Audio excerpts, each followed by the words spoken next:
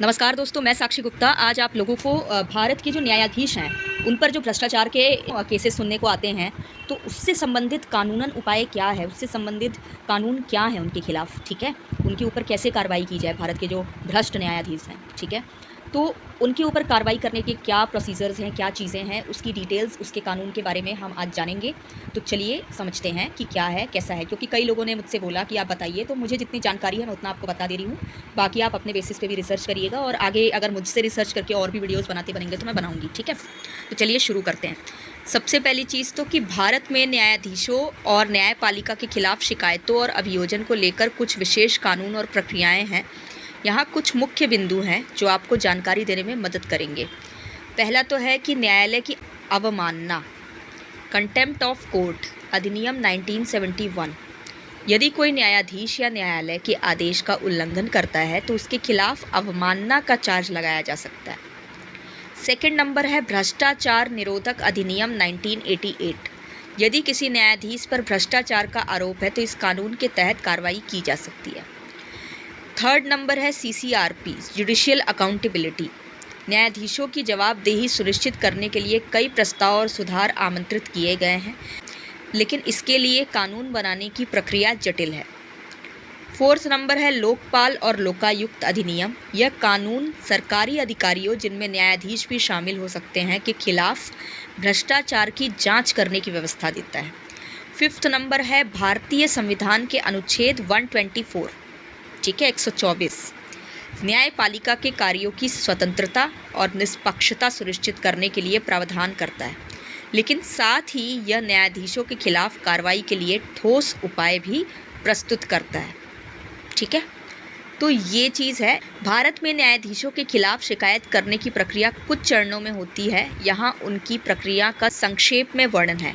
तो चलिए अब जानते हैं कि किस प्रक्रिया से हम न्यायाधीशों को सज़ा दिलवा सकते हैं। तो भारत में न्यायाधीशों के खिलाफ शिकायत करने की प्रक्रिया कुछ चरणों में होती है। यहाँ उनकी प्रक्रिया का संक्षेप में वर्णन है। फर्स्ट नंबर है शिकायत का प्रारूप। शिकायत लिखित में होनी चाहिए, उसमें उस न्यायाधीश का नाम, पद, जिस मामले में शिकायत है उसका विवरण होना चाहिए। सेकंड नंबर शिकायत पत्र का संबोधन। शिकायत पत्र को सामान्यतः उच्च न्यायालय के मुख्य न्यायाधीश या संबंधित न्यायिक प्राधिकरण को संबोधित किया जाता है। थर्ड नंबर है शिक्षण दस्तावेज। शिकायत में तथ्यों का समर्थन करने वाले दस्तावेजों की प्रतियां शामिल करनी चाहिए, जैसे कि निर्णय की कॉपी, संबंधित आदेश आदि। फोर्थ नंबर है शिकायत की प्राप्ति। शिकायत की प्राप्ति के बाद उच्च न्यायालय के प्रशासनिक अधिकारी इसे स्वीकार करते हैं और इसकी जांच के लिए एक प्रक्रिया शुरू की जाती है। पांचवा नंबर है जांच प्रक्रिया। शिकायत का निष्पक्षता से निरीक्षण किया जाता है। इसके अंतर्गत संबंधित न्यायाधीश से स्पष्टीकरण भी मांगा जा सकता है। निर्णय, सिक्स्थ नंबर निर्णय आता है। यदि निर्णय होता है कि शिकायत सही है तो अनुशासनात्मक कार्रवाई की जा सकती है, जिसमें न्यायाधीश की सेवा खत्म करना या किसी भी प्रकार की सजा का प्रावधान हो सकता है। सातवां नंबर है अपील का अधिकार। यदि किसी शिकायतकर्ता को तृप्ति नहीं मिलती तो अपील करने का अधिकार होता है। इस प्रक्रिया के दौरान शिकायतकर्ता को सभी आवश्यक सुरक्षा उपाय किए जाते हैं ताकि शिकायत का दुरुपयोग ना हो सके।